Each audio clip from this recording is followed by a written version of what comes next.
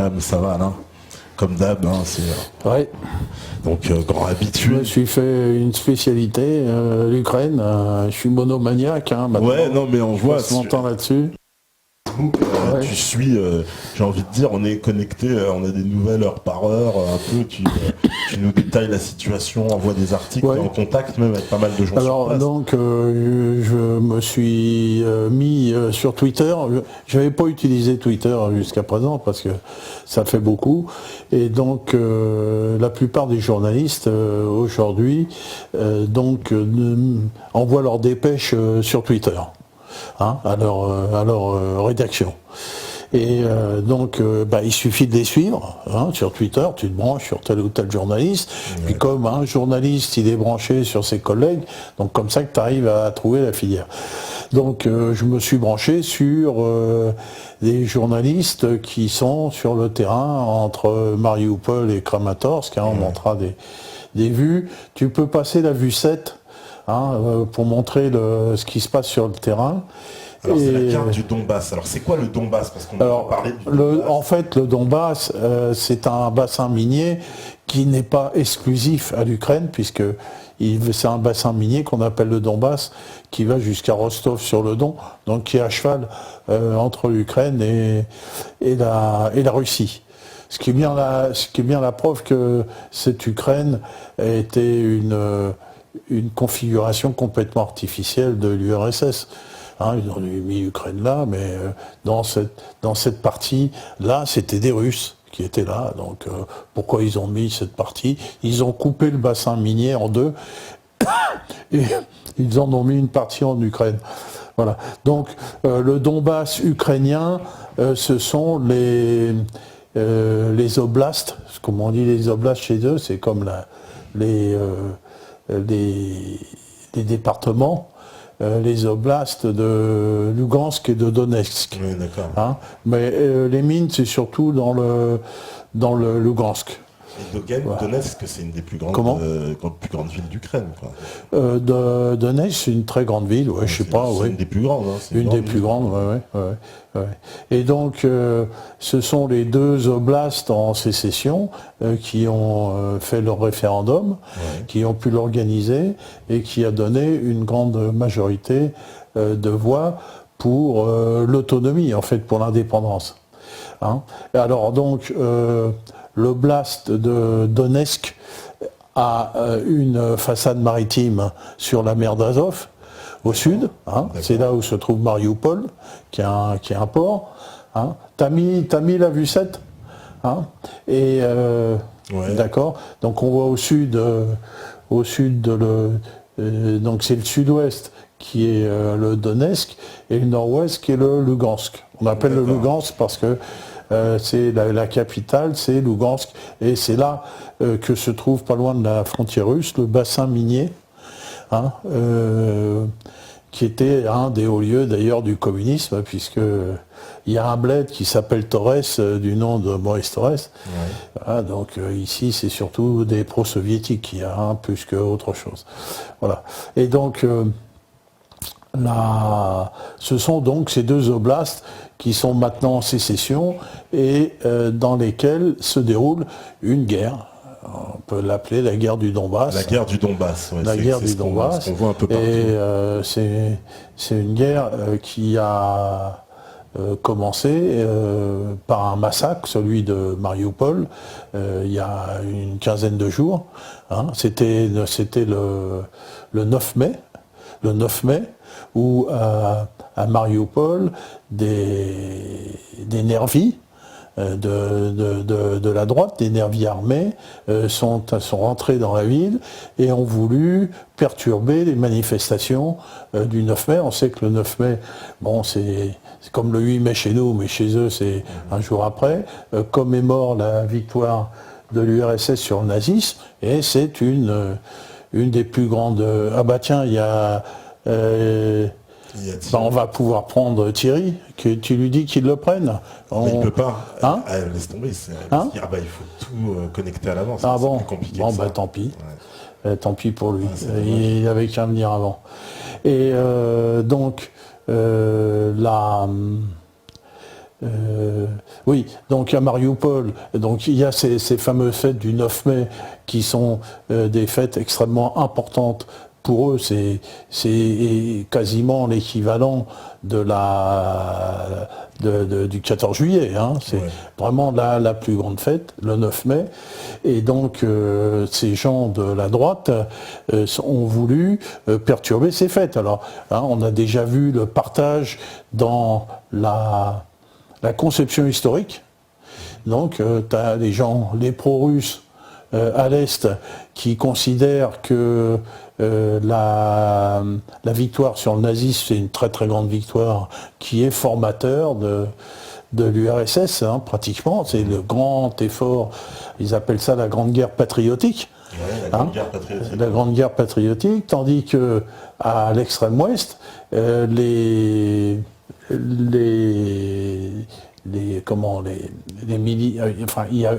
ont formé des groupes SS ukrainiens, hein, des bandéristes, hein, Stéphane Bandera, qui était un collaborateur des nazis, et ils ont formé ce groupe de Waffen-SS pro-nazi, et donc ils considèrent que le 9 mai, c'est un jour de deuil. Ouais, hein, voilà. Donc tu vois qu'ils se partagent. Pendant la guerre, il y a eu une forte tendance, une grande partie des Ukrainiens qui était pro-allemande.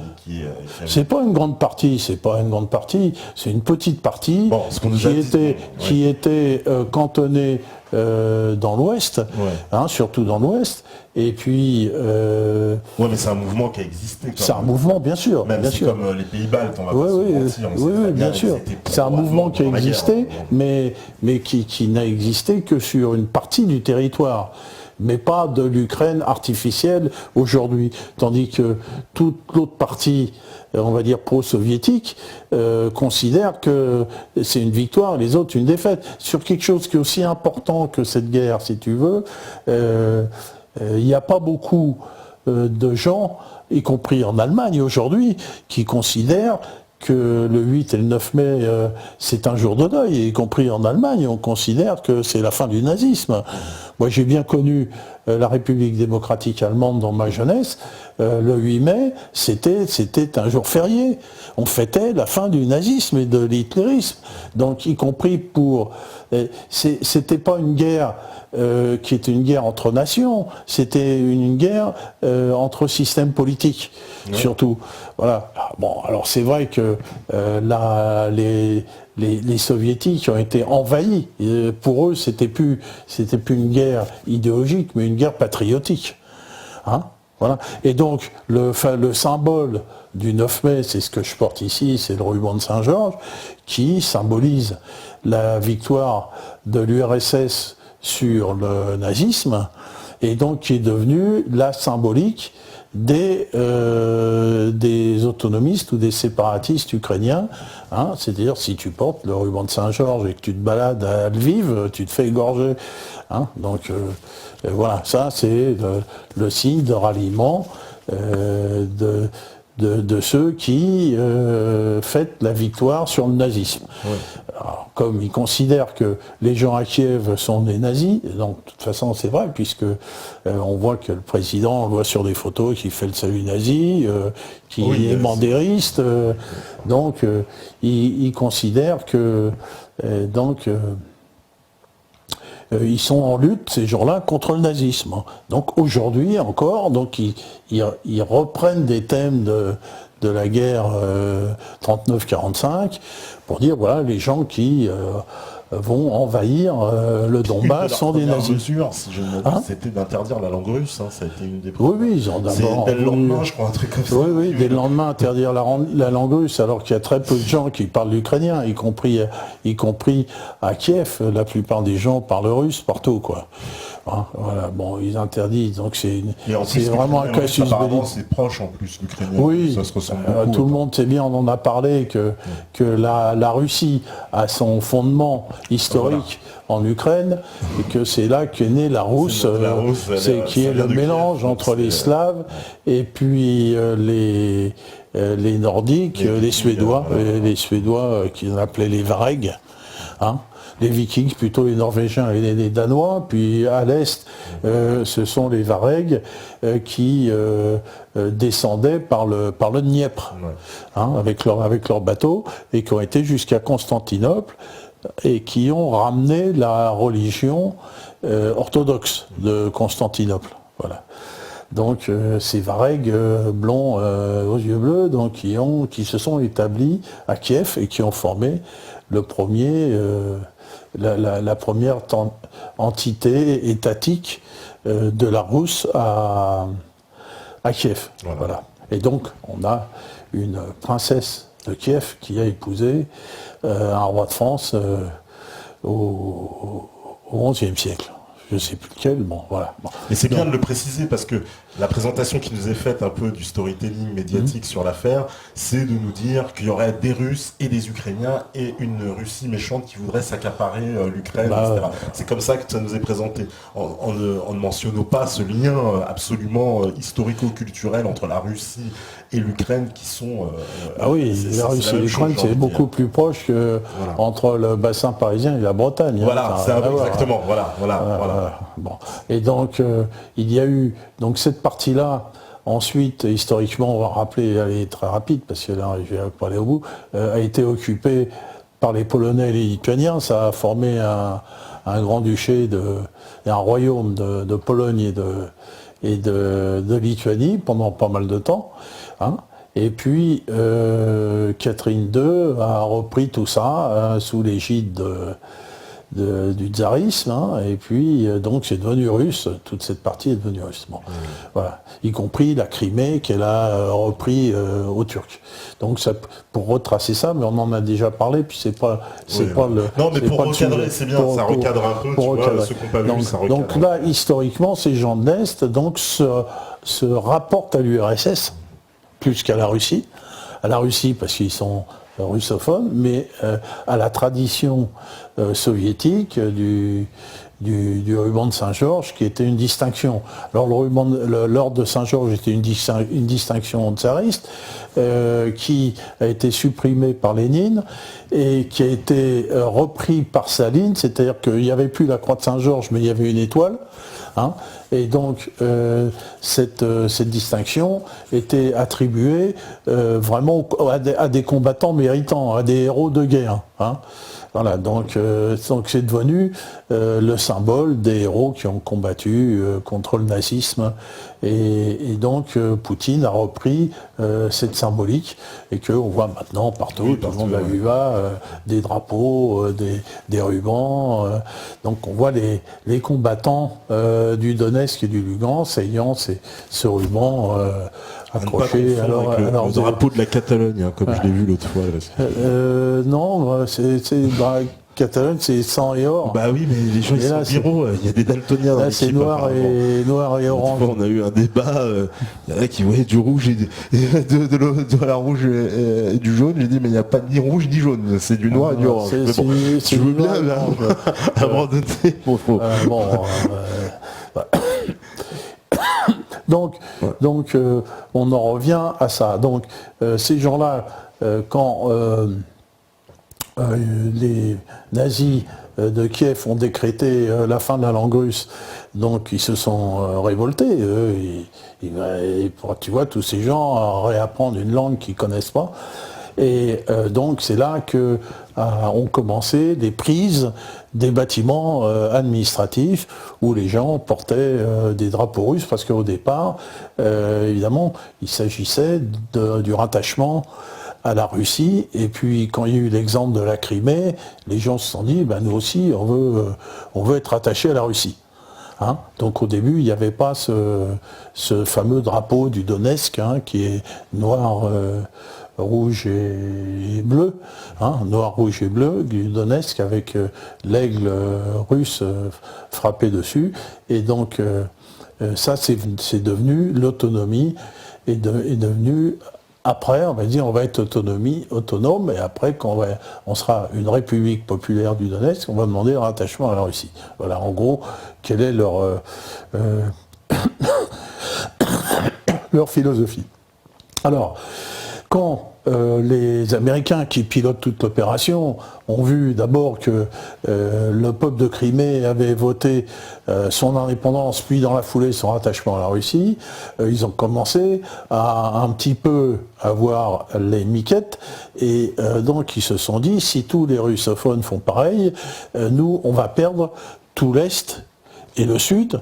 Hein, voilà, les russophones, c'est à l'Est et au sud, et donc évidemment le sud, c'est la très grande ville d'Odessa, hein, et puis Odessa jouxte la Transnistrie. La Transnistrie. Il y a un D, hein, Nistrie. Voilà, elle aussi a demandé à rejoindre la Fédération. Et donc c'est un bout, là c'est le seul bout de l'URSS qui reste. Je disais encore la faucille, le marteau et le drapeau rouge, la Transnistrie. Hein, et donc là, il y a une armée soviétique qui est toujours là. Et eux ils n'ont pas, ils sont restés soviétiques. Hein, ils n'ont pas. Voilà. Bon. Et donc effectivement, ils ont demandé leur attachement à la Russie. Et donc si il y avait un rattachement entre la Transnistrie, l'oblast d'Odessa, hein, et puis et tout le sud qui va rejoindre l'oblast de Donetsk, qui a aussi, comme j'ai dit, un port sur la mer d'Azov, qui est une petite partie de la mer Noire. Donc, à ce moment-là, l'Ukraine n'a plus accès à la mer Noire. C'est-à-dire l'Ukraine entre guillemets, c'est les Américains. Dans les terres, un pays sans intérêt, j'ai envie de dire. Les pezzouilles et les fachos, quoi. Ouais. Là, c'est terminé. Donc, ils ont mis le paquet pour garder Odessa. On savait, on pouvait prévoir que Odessa, ils ne se laisseraient pas avoir et qu'ils ont mis le paquet. Donc c'est là qu'ils ont organisé le coup de la maison des syndicats. Et un coup terrible, quoi. Un coup terrifiant. Alors cette histoire, parce que malheureusement l'autre fois on n'avait pas pu diffuser l'interview de Thierry parce qu'il y a un problème de son.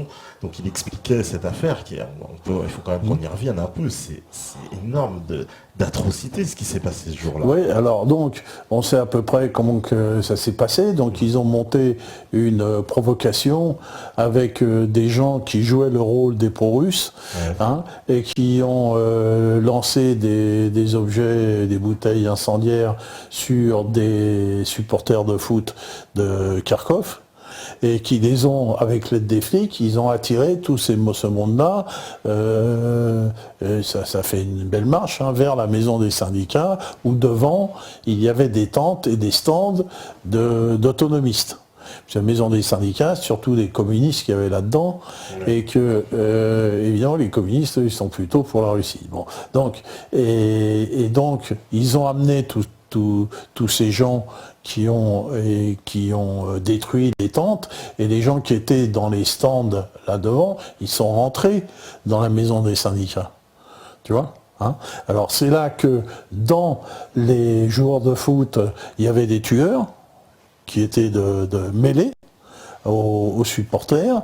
Ils sont rentrés dans la maison, ils ont tué les gens. Ils ont exécuté les gens. Apparemment, mais c'est atroce. On voit une femme enceinte avec le fil du téléphone, les gens à coups de hache exécutés, ou avec des armes à feu. Des armes à feu, voilà. Ils ont exécuté, peut-être employé des gaz, on ne sait pas, et brûlé, peut-être au lance-flammes, parce qu'on voit des gens qui sont partiellement brûlés et qui n'ont pas brûlé dans l'incendie.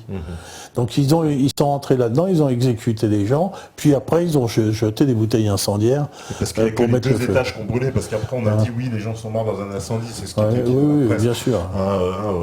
Genre comme, donc les gens étaient exécutés froidement pour terroriser. Enfin, c'est les mêmes techniques qui ont été utilisées en Libye et en Syrie. C'est-à-dire qu'on va terroriser les gens pour les annihiler, pour les empêcher de...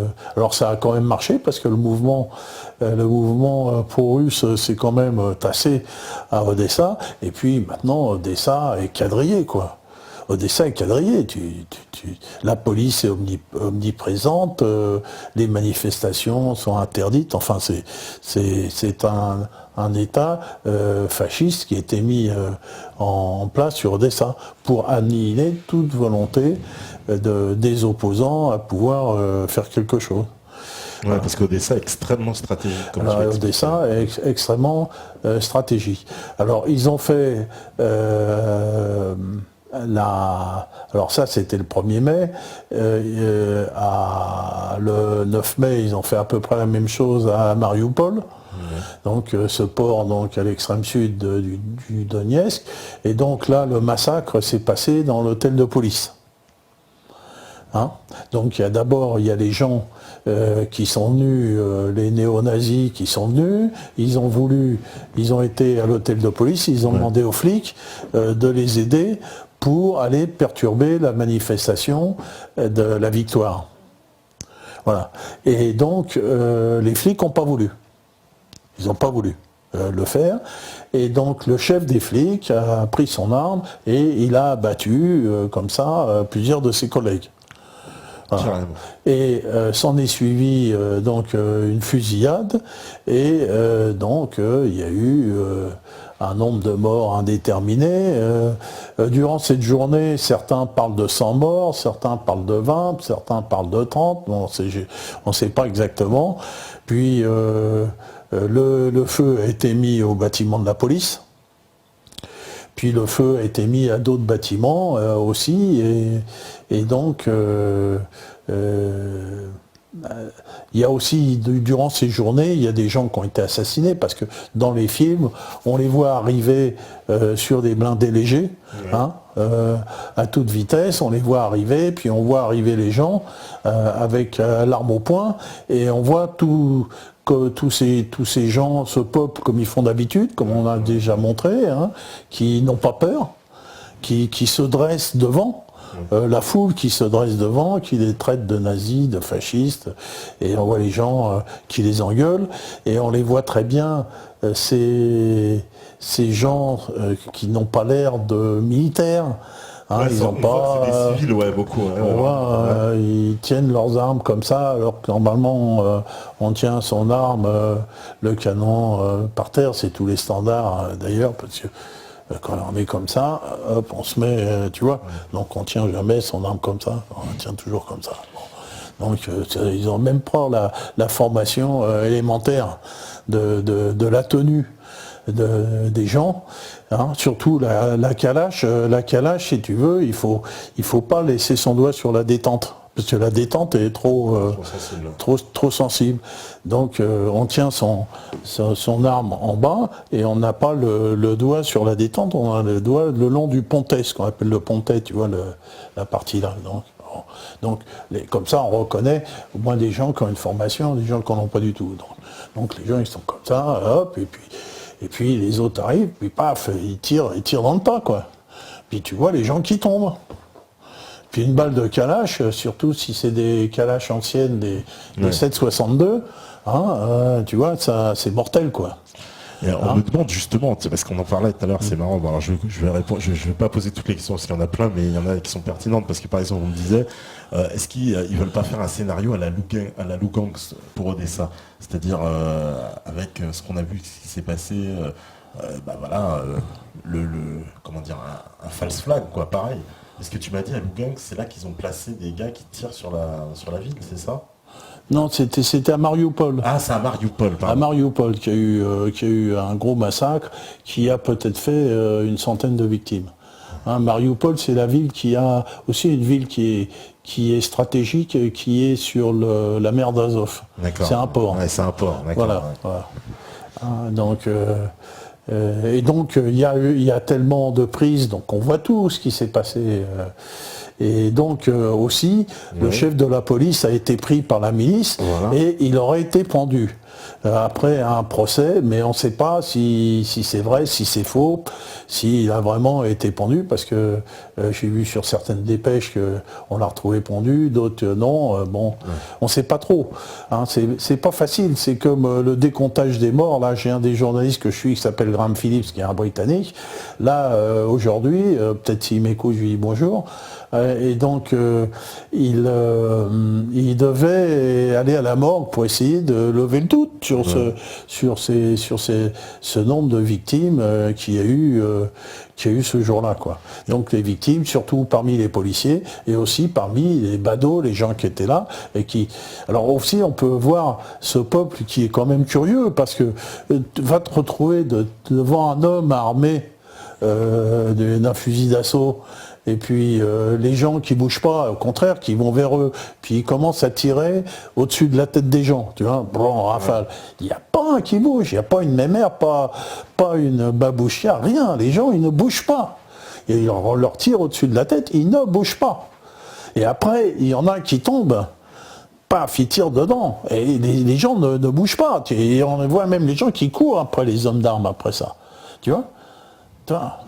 Donc c'est un peuple quand même qui est quand même curieux. T'imagines ici quoi, tu vois, t'imagines ici les gens qui tirent au-dessus de la tête des gens, tout le monde courrait, ce serait la panique. Mais là non, les gens ils ne bougent pas. On avait déjà vu avant ces gens se placer devant les blindés.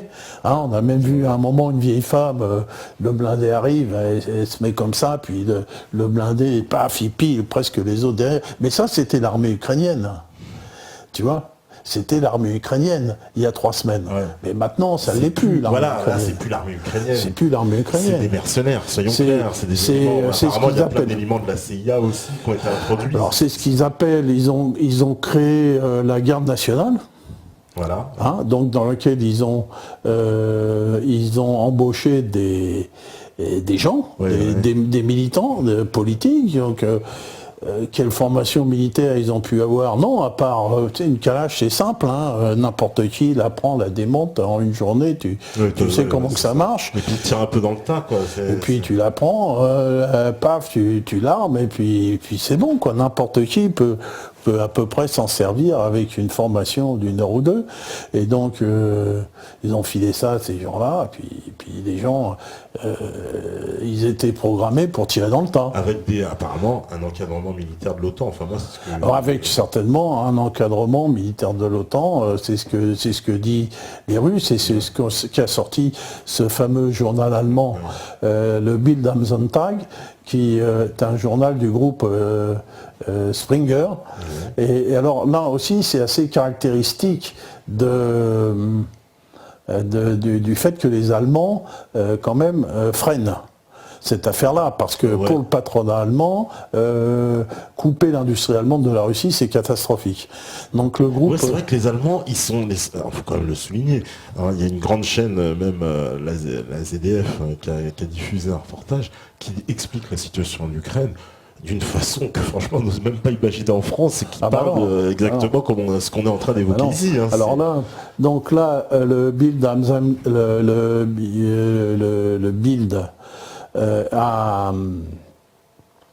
a publié donc un article disant qu'il y avait 400 contracteurs à travailler en Ukraine, et que cette information a été fournie par le BND, les services secrets allemands. Voilà. Hein, et le BND aurait eu cette info de la NSA. Alors on se demande d'abord, le BND est, comme tous les services secrets, ils sont bien placés pour savoir, ils n'ont pas besoin de la NSA pour savoir ce qu'il y a. Bon. Donc, ils ont dit que c'est la NSA, je ne sais pas pourquoi, enfin bon. Mais bon, mais ce qui est intéressant, c'est que le Bild a cité sa source comme étant le BND, c'est un service secret allemand. Donc, c'est bien pour dire aux Américains, quand même, là, on sait ce que vous faites, et puis donc c'est bien, savonner la planche, quoi. Voilà, parce que les autres, ils disent, mais non, il n'y avait pas de contracteur, non, c'est pas vrai. Comme ils disent, c'est hier, l'armée du Donbass, la milice, je ne sais pas comment on les appelle, d'autodéfense, a publié un communiqué comme quoi ils avaient tué des gens de la CIA. Oui. La CIA a dit non, c'est pas vrai, il n'y en a pas. T'imagines un truc comme ça, il n'y a pas de mec de la CIA. C'est vraiment, il faudrait qu'il soit con, même à la limite. Donc c'est pas croyable, voilà.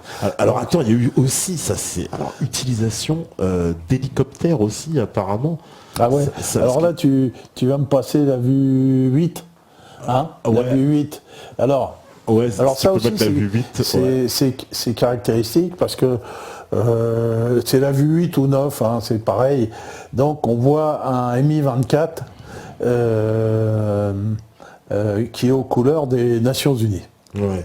Alors pourquoi ils ont utilisé un Mi-24 aux couleurs des Nations Unies? On peut se poser la question. Oui. Parce que des Mi-24, l'Ukraine doit en avoir des wagons. L'Ukraine, c'est un arsenal. C'est ce qui vient de l'URSS. Il y a des quantités incroyables de blindés, d'hélicoptères et de tout ce qu'on veut. Alors évidemment, il n'y en a pas beaucoup qui marchent parce que les oligarques au pouvoir, ils n'en avaient rien à foutre. Ils ont pris le pognon, ils l'ont mis dans la poche, ils ne sont pas occupés de ça. Puisqu'on a vu en Crimée, les Russes, quand ils sont arrivés, les bases aériennes, il n'y avait qu'un avion qui marchait, il n'y avait plus rien qui marchait. Bon. Donc là, ces fameux Mi-24 qui sont des monstres, bardés de roquettes, de mitrailleuses à tir rapide et tout ce qu'on veut, c'est un monstre. Et donc, il s'est trouvé que ils ont dû en utiliser un qui était aux couleurs de l'ONU parce qu'ils en fournissent à l'ONU pour le Congo. Voilà. Et avec les équipages, bien sûr. Mais donc, ils n'ont pas trouvé à ce moment-là d'hélicoptères de l'armée pour intervenir. Donc, ils sont partis chercher ces hélicoptères. Et donc, ils ont parti chercher ces hélicoptères. Alors, apparemment, c'était pour aussi ramener des morts et des blessés, parce qu'ils avaient eu beaucoup de pertes ce jour-là, ouais. Et donc il fallait qu'ils ramassent les morceaux. Voilà. Donc, alors cette photo que vous voyez, ce petit film, ouais, a été pris par 2 journalistes de Life News. Ouais. Et ces 2 journalistes, évidemment, les autres, ils leur donnent un chien de leur chaîne, donc ils ont bien lui ont bien donné, puisqu'ils les ont retrouvés et ils les ont fait prisonniers hier. Ouais. Ces 2 journalistes de la News, et on les voit d'ailleurs sur les photos, ils sont plutôt maltraités. Ouais, parce que, on les voit les mains dans le dos, ils ont mis la gueule par terre. Et donc, c'est la démocratie, selon et PH. Pour eux, alors ils ont à côté, ils ont trouvé un Strela, un missile anti-aérien. Ouais. Et donc ils disent, ouais, ce mec-là, c'est pour des journalistes, c'est des terroristes. Voilà. Donc, on me demande d'ailleurs, c'est vrai, s'il y a des djihadistes aussi, t'as des infos de ce côté-là? Est-ce qu'ils vont incruster leur bande de Syrie là, pour aller les envoyer? Alors, là, parce que Thierry, lui, il avait l'air de dire de ça la dernière fois, il disait... Les bandes ont l'air de se retirer de Syrie, il faut mieux qu'elles aillent quelque part. Oui. Là, on pense que les bandes qui vont être retirées de Syrie vont être mises contre la Russie, soit en Crimée, soit surtout au Daghestan. Au Daghestan, oui. Voilà. Une autre république où il y a pas mal de problèmes. Ouais. Donc ils vont les mettre là. Peut-être qu'ils vont mettre des gens qui ont une expertise de combat, qui peuvent les mettre avec les nazis. Ouais. Tu vois, parce qu'ils s'entendent bien entre eux, puisqu'il y avait un chef nazi qui était combattre avec les takfiris en Tchétchénie, celui qui en a retrouvé mort, curieusement. Bon, donc ces gens-là, donc Thierry a fait un article ce matin qui montre la collusion entre les nazis et les takfiris, les deux pilotés par les Américains, parce que effectivement, pour aller déstabiliser un pays, il faut beaucoup de violence et de détermination, des gens qui n'hésitent pas à tuer, quoi. Ouais. Voilà, donc il y a cette concomitance entre les nazis et les takfiris, et ils vont certainement utiliser les deux. Voilà. Donc face à cette agression extrêmement violente, parce qu'au début c'était bon enfant, on a vu.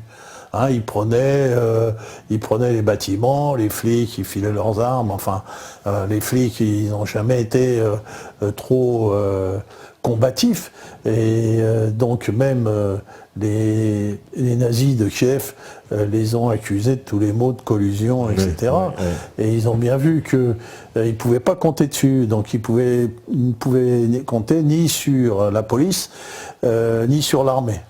Donc c'est là qu'ils ont créé ces brigades spéciales et que donc dans les brigades spéciales, il y a à la fois la garde nationale et donc il y a la garde personnelle de cet oligarque juif de Dniepr, la bataillon du Dniepr, je sais plus son nom, hein, c'est les noms ukrainiens, bon. Et donc lui, c'est un juif sioniste, hein, il a un kippa, il fait partie des grandes associations sionistes internationales, hein, c'est le deuxième ou le troisième homme le plus riche d'Ukraine, et il finance les nazis. Non mais c'est complètement dingue quand même, attends. Il finance Pravi Sector. Et il a créé un bâtiment, un bataillon de néo-nazis, hein, le bataillon de Dniepr. Tu veux dire un milliardaire juif ukrainien, il finance... Il finance les nazis. Les nazis qui, eux, quand ils manifestent dans les rues, ils veulent dire on va prendre les juifs. On va prendre les juifs. C'est ce qu'on a vu, il crie ça, oui, son leur slogan. Ouais, et il y a même eu, alors c'est à Kiev, le grand rabbin qui s'est fait agresser, etc., par des nervis. Ouais. Enfin, c'est complètement... Et la communauté juive d'Odessa est terrorisée. Oui. Alors ils ont dit, on va partir en Israël. Oui, voilà, j'ai vu, ils disent... Donc c'est tout gagné. Est-ce qu'Israël n'est pas en train d'organiser des troupes partout? Parce que bien sûr. Cette folie qui se passe en France, où on sait qu'il y a beaucoup de juifs français qui retournent en Israël, en Ukraine, c'est de la... Bien sûr. Parce qu'il y avait aussi les fameux tireurs d'élite israéliens qui avaient été arrêtés à Kiev, si je m'abuse, qui avaient participé à l'incident de la place Médane et qui avaient tiré sur la foule, apparemment.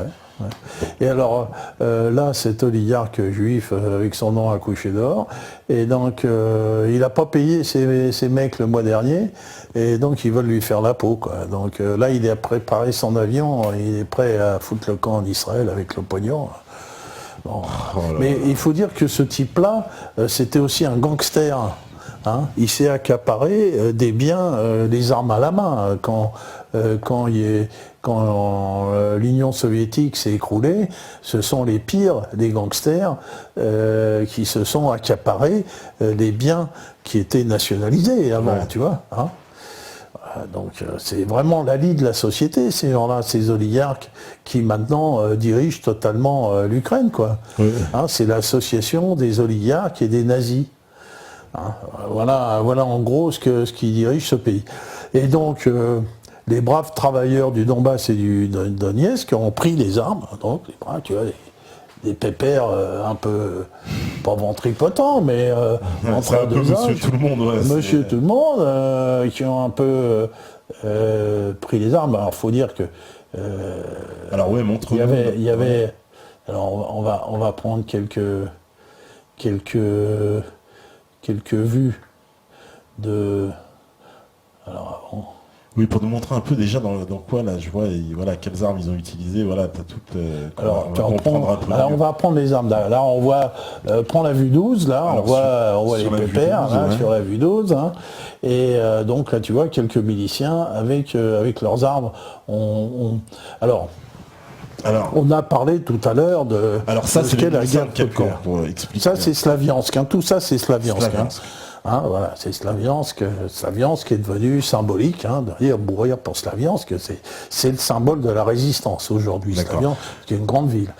Et donc eux, ils ont pris des armes, et il faut dire qu'ils ont pris plusieurs APC. Hein, des APC, c'est des transports de troupes blindées, Armored Personal Vehicle en anglais. En français, c'est verbé véhicule blindé de l'avant. En fait, c'est un blindé transport de troupes. Hein. Donc ces APC, ils en ont pris plusieurs. Il y a 8 hommes dedans.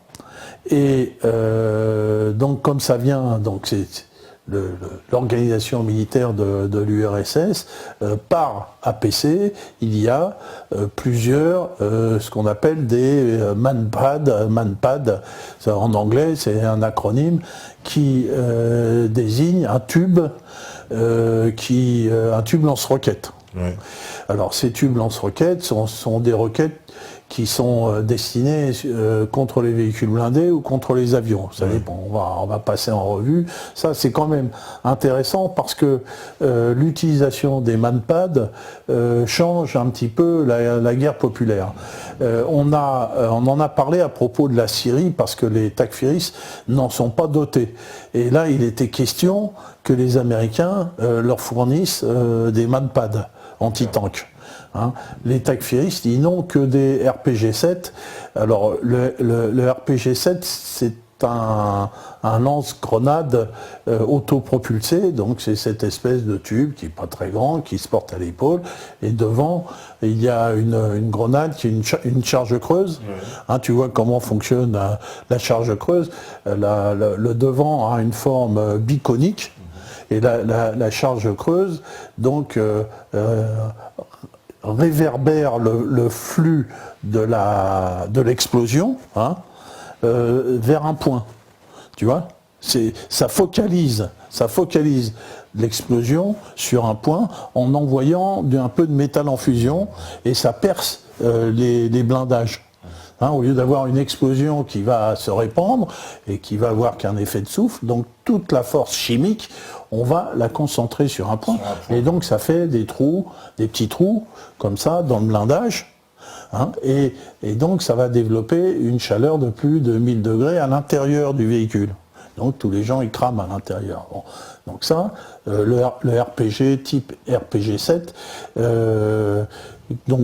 que possèdent les Syriens, si tu veux, n'a pas de mécanisme de système de recherche. Ouais. Il faut viser carrément le véhicule. Hein. Et donc là, les soviétiques ont créé après le RPG-7, donc maintenant ça va jusqu'au RPG-29, qui sont des tubes jetables. Donc le RPG-7, il faut recharger sa grenade autopropulsée, et tandis... Non, ça c'est autre chose. Là, sur la Vue 9, le type, il a en bandoulière un RPG qui est à peu près, on ne peut pas savoir, mais c'est après le 16. Alors ça c'est un tube qui comporte sa roquette, donc c'est un tube jetable. Quand il aura balancé son pruneau, ça sert qu'une fois. Il y a la roquette à l'intérieur, ça pèse 8 à 10 kilos, ce truc-là, et donc il y a à l'intérieur des roquettes de différentes utilisations. Donc du coup ils pouvaient plus se déplacer, les gars ils avaient ça, donc les autres... voilà, alors donc tu vois les types, ils ont ça veut dire que ils sont, tu vois, on les voit, ils sont à 3, c'est des petits groupes, hein, et donc ils peuvent, en se cachant, s'approcher. C'est quelle vue ? S'approcher comment ? C'est la vue 12. Ouais, la 12, ouais. S'approcher des véhicules et les détruire, c'est ce qu'ils ont fait. Hein, donc ils ont détruit des véhicules, et quand tu vois le 13, tu prends le 13 à côté, là, on voit ce qui reste d'un blindé qui envoie le tube, c'est un mortier automoteur qui était là, hein, qui avait avant. Hein, donc c'est avec ça qu'ils bombardent Slaviansk de loin. Hein, ça c'est des roquettes de 120 qui s'attirent le mortier. Le mortier il part en hauteur comme ça, hein, et il bombarde au petit bonheur la chance. Hein, ça tombe dans les rues, ça tombe un peu partout. C'est on bombarde. Ah bah non, il bombarde avec ça. C'est une politique. Voilà, donc là, ce truc a pris un coup de roquette. Faut voir ce qui reste. Il reste vraiment un tas de ferraille. Hein, donc voilà. Et donc, ce qui était là-dedans, c'est des véhicules, tout ça c'est du matériel d'origine soviétique qui est bien particulier parce que ces véhicules sont à la fois transport de troupes pour l'infanterie et comportent un type d'arme, soit un canon, soit une mitrailleuse, soit un mortier. Là c'était un mortier. Donc les mecs qu'il y a là-dedans, il y a 8 mecs, ils sont tous morts d'un coup. Hein. Donc on voit bien qu'il vaut mieux être les 3 types qu'il y a au-dessus que les 8 types qu'il y a dans le truc. Donc, c'est marrant, il y a un spécialiste, je pense, ce qu'on me dit, c'est un système d'armes sol-air très courte portée, 5 km de rayon d'action pour l'aérien, hélico, avion et drone. Oui, je vais y revenir, ouais. C'est le Strela. Le Strela. Alors, s'il pose la question du Strela, on va lui montrer un Strela. Oh non, il m'a l'air plutôt calé que poser des questions. Voilà, donc c'est là. C'est la vue. Non, c'est pas le Strela, c'est l'Igla 10. Strela, voilà. Strela. Ouais, c'est ce que je me suis dit. J'ai pensé aussi à la DCR, je sais pas pourquoi. L'Igla, là, alors un type, il en a chopé un. Donc là, ça prend son hélicoptère sans problème. Il n'y a pratiquement même pas besoin de viser, quoi.